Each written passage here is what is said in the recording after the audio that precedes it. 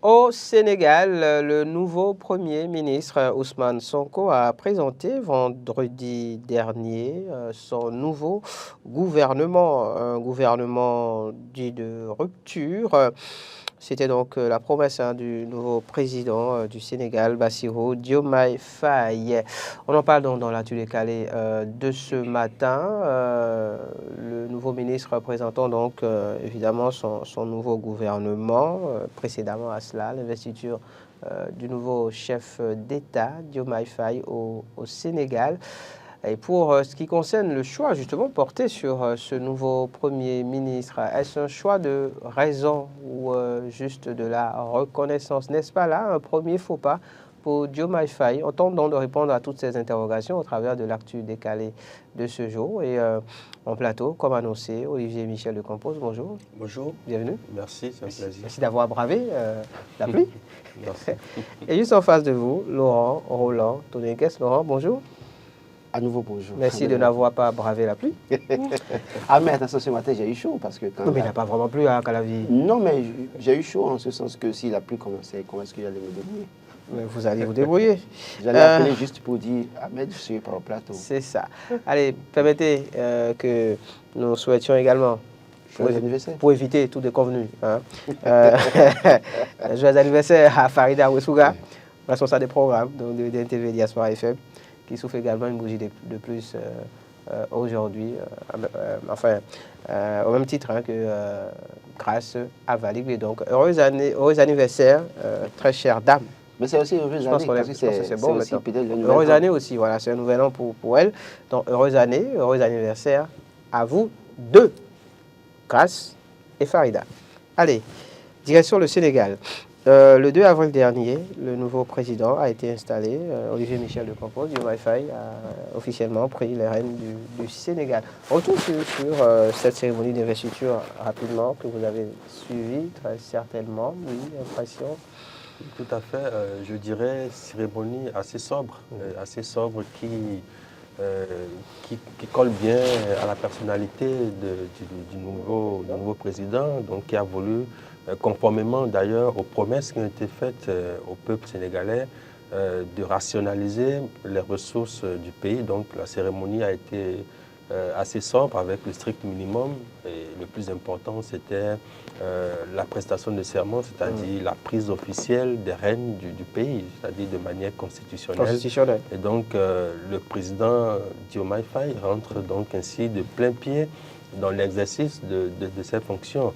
Et il faut également saluer le caractère républicain de cette cérémonie, en tout cas de tout le protocole qui a suivi avec le départ de l'ancien président, également le comportement des Sénégalais qui, quand même, tout en démontrant leur attachement à l'un ou à l'autre, c'est-à-dire soit à l'ancien président ou au nouveau président, l'ont quand même fait dans une sorte de courtoisie qu'il faut quand même saluer dans notre démocratie, c'est-à-dire que chacun puisse exprimer son opinion, son point de vue, sans pour autant que cela ne dégénère en violence.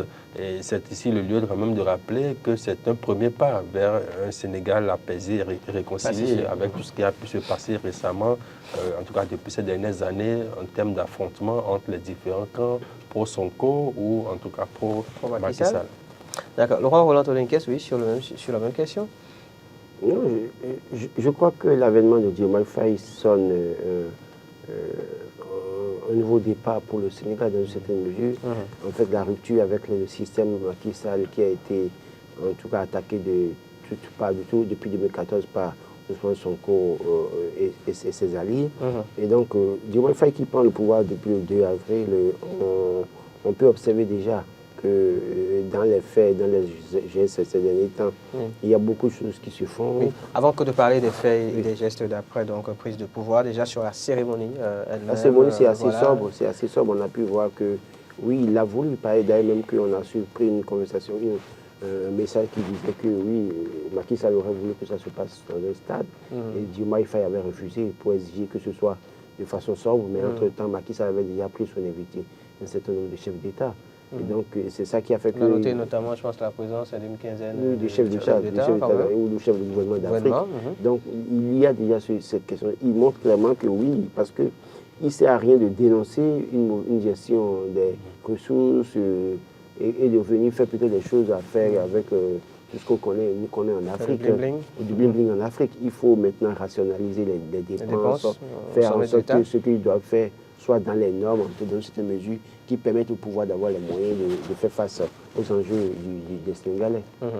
Le Diomaye Faye qu'on a vu ce jour, prêter serment, était-il, selon vous, différent de celui qu'on a pu voir juste au lendemain de l'élection?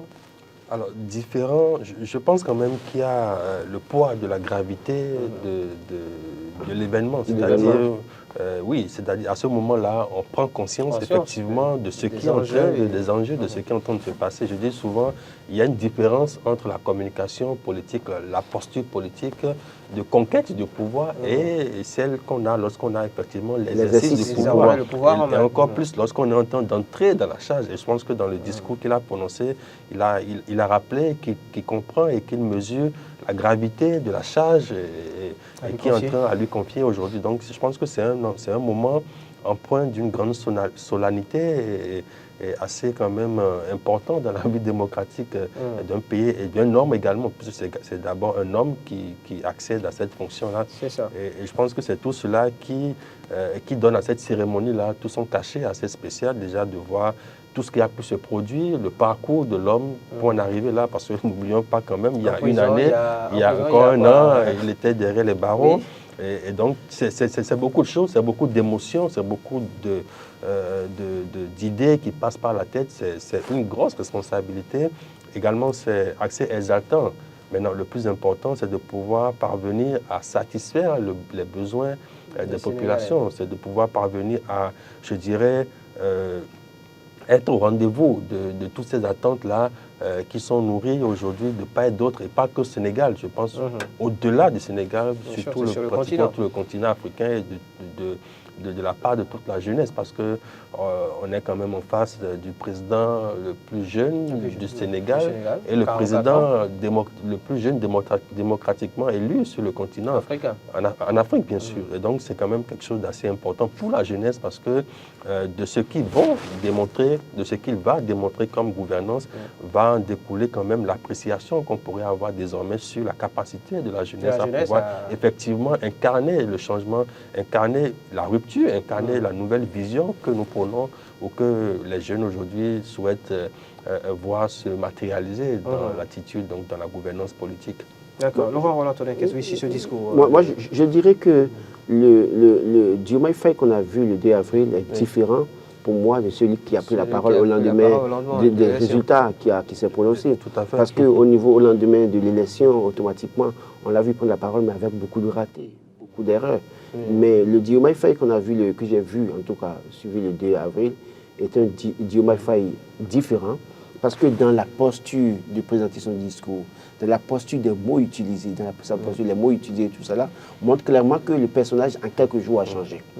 Et d'ailleurs, même quand on imagine bien qu'il y a eu de la préparation. Voilà, oui, mais il y a de la préparation. Ce qui n'a pas forcément été le cas pour la première prise de parole. Au-delà de la préparation, c'est que, comme le dit Michel de Campos, c'est qu'il y a une prise de conscience de la charge qui vous est confiée. Donc ça vous rappelle qu'en réalité, vous n'avez plus droit à l'erreur et ce que vous devez plus faire. Mais quand on voit ça et quand on voit même les images qui nous parviennent par moment du palais présidentiel, la posture, vous imaginez, il rentre au palais avec Ousmane Sonko derrière lui, et vous le voyez devant, les gens parlent, mais il n'est en rien ébranlé. Il reste concentré, il continue son chemin. Seul Sonko accorde une certaine attention aux autres, parce que oui, en réalité, en tant que chef de l'État, en même temps, il n'est plus dans la posture du candidat qui doit pouvoir s'intéresser à tout le monde, il doit être en train d'écouter tout le monde, il doit pouvoir se concentrer sur les objectifs. Et donc, on voit, je me dis que oui, le Diomaye Faye qu'on a connu pendant la campagne, au lendemain des résultats, aujourd'hui, il a changé. Et il doit pouvoir se concentrer sur le plus important. Le plus important, c'est d'apporter les solutions aux problèmes des Sénégalais. Le plus important, c'est de répondre favorablement aux sollicitations des Sénégalais et de faire les choses autrement. en faisant preuve véritablement d'une rupture. Il a annoncé la rupture. Il va falloir que cela soit dans le concret. Pas rupture au point de faire souffrir le peuple sénégalais, mais rupture dans le sens que il faut faire la rupture avec les anciennes pratiques qui annihilent le développement du Sénégal et faire en sorte que ce qu'ils doivent faire maintenant arrange beaucoup plus les Sénégalais et mettre les Sénégalais dans de bonnes conditions. Et justement, dans la perspective de répondre aux desiderata des Sénégalais, du peuple sénégalais, le nouveau président, Diomaye Faye, a eh bien, choisi son Premier ministre, lequel a, par la suite, vendredi dernier notamment, eh bien, on va dire, présenté son gouvernement dit de rupture. Avant de parler du gouvernement, de la composition de manière, on va dire, générale, sur le choix porté justement sur l'ancien président devenu désormais collaborateur Premier ministre, je vais parler d'Ousmane Sonko. Ancien président du PASTEF. Précisons, voilà, pour ceux qui n'auraient pas donc la référence. Ancien président donc du PASTEF, désormais Premier ministre de son ancien secrétaire général du PASTEF toujours, oui, sur ce choix. Oui, sur ce choix, et déjà pour finir sur ce que disait mon confrère Laurent, oui, aujourd'hui, le président Diomaye Faye n'est pas le président d'un camp. C'est important quand même de préciser. Il est devenu le président de tous les Sénégalais, des 54% et quelques qui ont voté pour lui, mais également de l'ensemble des autres, même de ceux qui n'ont pas voté pour lui. Et donc, la posture, effectivement, doit obligatoirement changer parce qu'il faut répondre aux besoins de tout le monde et pas d'un seul camp. Alors, oui, le choix de M. Ousmane Sonko. C'est vrai qu'on en avait parlé entre-temps en plateau et on s'attendait à tout sauf cela finalement. Non, c'est pas tant qu'on s'attendait à tout sauf ça, mais il y avait des inquiétudes, il y avait des questionnements sur le choix qui devait être fait. Parce que et sur la collaboration, est-ce que Ousmane Sonko devrait rester au devant de la scène ou carrément s'éclipser? Oui, c'était ça en fait le choix à faire. Rester dans l'ombre ou rester ou s'afficher actif, en tout cas être devant la scène au premier plan carrément. C'était vraiment ça l'inquiétude parce qu'on a toujours en mémoire l'histoire du Sénégal, puisqu'il y a déjà eu un épisode pareil en 62 avec Mamadou Dia et le président Senghor à l'époque qui était pratiquement la même chose. Et beaucoup de gens, beaucoup d'historiens, beaucoup d'analystes rappellent cet épisode-là qui s'était quand même assez mal produit, assez mal terminé. Et donc on a en mémoire encore ce mauvais souvenir du peuple sénégalais. Voilà, et donc je me dis quand même aujourd'hui, les hommes politiques sénégalais, et en l'occurrence M. Ousmane Sonko et le président Diomaye Faye ont bel et bien en mémoire cela. Et je pense que le choix qui a été porté sur M. Ousmane Sonko, je pense, est plus un choix stratégique, dans le sens où je pense que le calcul politique qui a été fait aujourd'hui, c'est de peut-être mettre à la tête du gouvernement de rupture d'ailleurs, parce que c'est de cela qu'il s'agit, un gouvernement d'efficacité, de rupture, de proximité, de changement, de résultats et d'efficacité. Et donc, pour qui de mieux aujourd'hui, dans la posture actuelle, pour conduire les grands chantiers? Parce qu'en fait, moi, dans mon analyse, comment est-ce que je vois la chose, je me dis, on va devoir faire de grandes réformes, on va devoir faire de grands changements, mais qui aujourd'hui, plus que M. Ousmane Sonko, a la capacité, je dirais, le leadership, la légitimité populaire, en tout cas tout ce qu'il faut pour conduire, pour mener ces réformes-là. C'est vrai que ce n'est pas une question d'homme en tant que tel, parce que le PASTEF a toujours mené son combat en rappelant que ce n'est pas l'homme qui est le plus important, mais le projet, mais le programme. Mais nous sommes aujourd'hui dans un cas de figure où il faut quand même un personnage assez fort, assez charismatique pour mener, pour conduire quand même les premières, je dirais, les premiers mois ou les premiers instants, les premières actions, les actions les plus difficiles et les plus fortes. Quitte à ce que peut-être après, quelqu'un d'autre puisse prendre la relève et que M. Ousmane Sonko aille peut-être à d'autres destinées, on ne sait pas encore. Mais je pense que le choix qui a été fait, c'est effectivement le choix là de pouvoir mettre à la tête du gouvernement quelqu'un là qui connaît le projet, qui connaît le programme parce qu'il en est l'initiateur, quitte à peut-être Qui de a cette aussi posture-là. beaucoup de légitimité, finalement. Tout à fait, autant de légitimité Voilà. que le président de la Sinon- République. Et sinon c'est assez plus. rare, Sinon justement. Oui, c'est assez, Non, mais justement, dans le- c'est ça dans le cas qui est la d'espèce. particularité Oui. en fait du Dans Sénégal. le C'est cas assez d'espèce. rare d'avoir un Premier ministre qui a autant de Légitimité légitimité que son président. et de légalité, Légalité aussi, que voilà. le président de la République. Et voilà, là je Voire pense, plus, quoi. Voire plus. Pour être je crois que pour être totalement, on va dire, Je crois franc que sur le c'est là sujet, que se oui. pose véritablement le problème pour Oui. le Sénégal aujourd'hui. Et, Michel de Campos fait bien de rappeler l'histoire en 62 entre Léopold Sédar Senghor et Mamadou Dia, qui était le président du Conseil des ministres et l'autre qui était président, qui pouvait reprendre.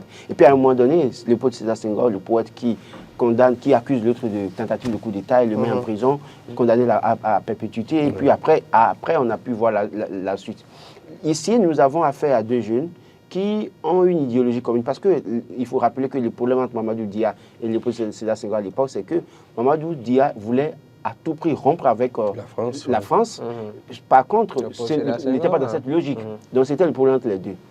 Ici, nous avons deux jeunes qui sont panafricanistes de gauche, convaincus de leur idéologie dans une certaine mesure. Mais le hic, c'est que celui qui devait être élu président, ce n'est pas lui qui a été élu président, c'est celui que lui, il a fait qui est devenu président. Alors, le problème, il n'y aura pas de problème entre les deux, en ce sens que celui qui est élu président, à un moment donné, fasse l'effort de s'effacer un peu. Et de se dire... Vous pensez que c'est à lui, au président de la République, de s'effacer? Non, malheureusement, je crois que vous l'avez reconnu tous. Je crois que vous l'avez reconnu tous. Plus de légitimité. Nous avons un Premier ministre qui a plus de légitimité que le président de la République. Et n'eût été ce Premier ministre qui a dû rentrer dans la danse pour le proposer et faire campagne pour lui, c'est pas évident qu'il soit président de la République du Sénégal. Alors, donc, d'où justement cette question. Oui. Est-ce un choix de raison, finalement, celui porté sur Ousmane Sonko comme Premier ministre, ou c'est juste de la reconnaissance? Non, c'est les deux. Moi, je pense que c'est les deux. Il y a d'abord la raison, il y a aussi la reconnaissance dans une certaine mesure. Mais il va falloir faire très attention. Faire très attention en ce sens que Mamadou Diomaye Faye, qui est président de la République, à un moment donné, il sait qu'il tient sa légitimité de Ousmane Sonko. Celle de Ousmane Sonko, j'ai envie de dire. Voilà, de celle de Ousmane Sonko du peuple sénégalais. À un moment donné, on a beau être des associés ou des partenaires politiques, mais même les jumeaux ne s'entendent pas sur les points tout.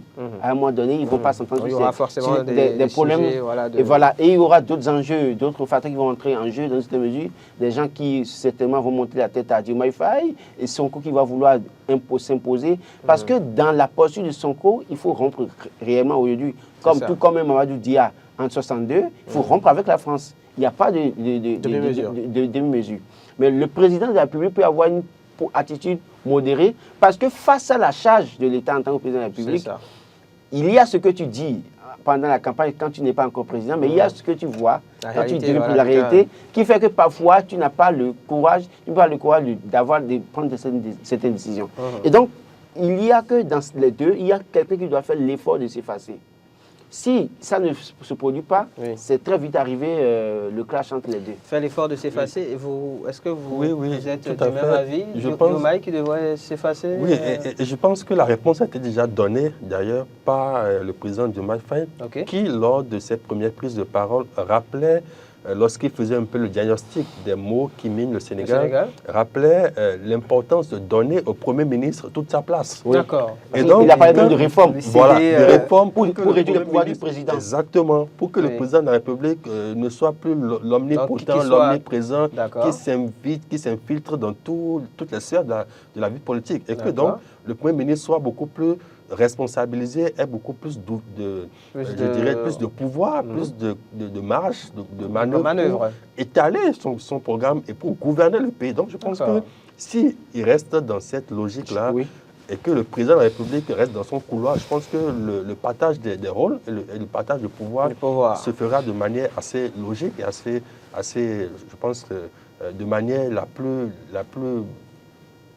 bien possible, si on peut le dire ainsi, sans qu'il y ait de clash, sans qu'il y ait de collusion, de clash entre les deux. Je pense donc que les hommes ont suffisamment réfléchi à toutes ces éventualités, en se référant d'ailleurs à l'histoire et ne feront pas certainement l'erreur de tomber facilement dans les mêmes travers que les autres. Si tant est que les deux partagent quand même plus ou moins la même vision, la même idéologie, de rupture par rapport à l'ancien système, par rapport à la France, par rapport aux partenaires, par rapport à beaucoup d'enjeux. Et je dis souvent, il y a eu beaucoup de moments, beaucoup d'occasions pour que les deux se séparent ou pour que quelque chose, le rouage soit agrippé. À plusieurs moments, chacun aurait pu prendre son chemin, chacun aurait pu décider de changer de veste, de tourner, de quitter le navire, parce que quand même, on ne passe pas 11 mois en prison lorsqu'on n'a pas de conviction. Je pense que ce qui unit ces deux hommes, plus que cela aurait été le cas avec... Ils ont la même idéologie.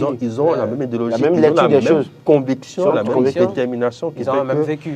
Comme on dit souvent, ce qui les unit est plus fort que ce qui pourrait les diviser. Jusqu'à preuve du contraire, en tout cas. Allez, ce qui les unit, à présent, depuis le vendredi dernier, c'est aussi et surtout un gouvernement de rupture. On va dire un mot là-dessus. Quand même, c'est vrai qu'on a pratiquement fini.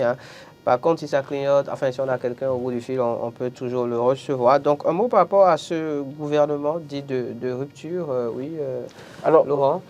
Je crois que quand on regarde... De nouvelles têtes. De nouvelles têtes, et quand... Moi, ce qui m'intéresse, c'est les deux généraux qui ont été promis par Sonko et Diomaye Faye. Ça doit rappeler à tous les gouverneurs d'Afrique que, oui, aussi longtemps que vous êtes forts à un moment donné, il arrive le moment où ceux que vous affaiblissez deviennent forts. Et on ne sait pas ce qui va se passer. On a pu voir comment les deux généraux se sont opposés à Macky Sall pour être du côté du peuple. Et donc, c'est pour me rappeler aux forces de l'ordre de l'Afrique, en tout cas pour dire aux forces de sécurité et de défense qu'ils doivent être du bon côté à un moment donné face à l'histoire, parce que tôt ou tard, ça rattrape, tôt ou tard, il y a aussi la récompense. Et donc, oui, maintenant, quand on regarde l'équipe, ceux qui ont été promis également, ceux qui ont été nommés, on voit l'ancien fonctionnaire du FMI qui a démissionné à Boudou Raman, qui, en réalité, avec tout le parcours qui était le sien, avec tout ce qu'il a accompli dans l'avenir, qui a décidé de démissionner du FMI, parce qu'il a dit, je l'ai toujours dit, le FMI, la Banque mondiale, quand ils vous disent, ils viennent dans un pays, ils disent que tout va bien, c'est parce que ce pays respecte la volonté du FMI et de la Banque mondiale, qui sont ces volontés, qui sont les volontés des puissances étrangères, qui continuent de nous torpiller. Donc, à un moment donné, il s'est rendu compte que ce qu'il faisait en tant que fonctionnaire international n'arrangeait pas les pays africains, notamment parce qu'il était représentant du FMI au Bénin et au Togo. Il a vu la réalité, il a démissionné. Aujourd'hui, il est avec des jeunes qui ont envie de rompre avec les puissances occidentales et de travailler pour l'Afrique. C'est une bonne chose. Donc, quand on regarde tout ça, on peut être fier de ce que, oui, véritablement, ils ont amorcé le véritable, en tout cas, ils ont amorcé véritablement un nouveau départ. Donc la rupture du Sénégal, et qui va se faire sentir certainement dans tous les autres pays de l'Afrique de l'Ouest. Dans les prochains mois, peut-être dans les prochaines années, oui. Gouvernement de rupture, on ne peut pas s'empêcher de faire le parallèle avec le Bénin. Oui, je pense qu'il y a des gouvernements de rupture un peu partout dans le monde. C'est aujourd'hui la dynamique. C'est l'ère de la rupture. Oui, un peu partout. Parce que les populations, les peuples sont de plus en plus exigeants. C'est ça. Et justement, par rapport à cela, moi, j'ai une petite préoccupation. En tout cas, j'ai une analyse par rapport à tout ce qui se passe. On va finir là-dessus. C'est de dire que, vous savez, lorsqu'on est élu dans ces conditions-là, avec un aussi fort désir de changement, un aussi fort désir de rupture, il y a le risque de considérer l'homme qui a été élu comme un messie, comme un demi-dieu, comme celui-là qui est capable d'opérer des miracles. Trop d'espoir. Et puis après, ça commence de l'intérieur. Ça risque de finir mal parce qu'on est désillusionné. Aujourd'hui, les attentes qui sont placées en ce jeune président sont énormes, immenses. Et je me demande s'il pourrait effectivement tenir la charge de tout cela. Et je dirais que les attentes placées en ce duo, malheureusement, en ce duo, on va s'y habituer. Voilà, et oui, effectivement, c'est un duo. Et donc, moi, ce que je voudrais dire par rapport à ça, c'est qu'il faut commencer par tenir un discours de vérité. Ils doivent tenir un discours de vérité aux populations, dire exactement ce qu'il en est et éviter la démagogie. Parce que sinon, ça va... Pas de normaux-communication au Sénégal. Pas de normaux-communication. Il faut dire les choses telles qu'elles sont pour que cela ne rattrape pas après. Et ne pas se laisser non plus peut-être, on va dire, distraire, parce que dans la presse, on apprend ce matin que certains anciens collaborateurs de Macky Sall s'apprêteraient à fuir le pays. Oui. Bon. De toute façon, il va falloir être vigilant.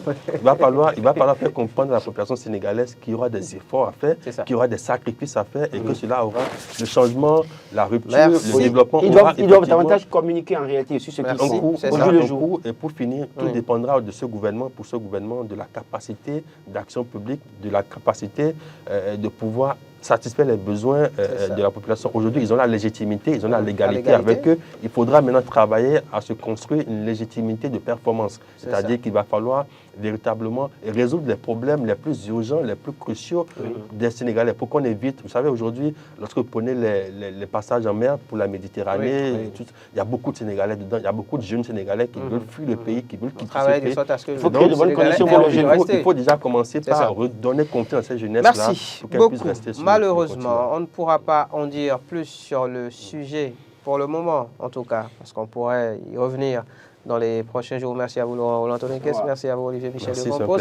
C'était ma télédenne de ce jour. Rendez-vous demain pour un numéro encore plus plaisant. Plaise au ciel.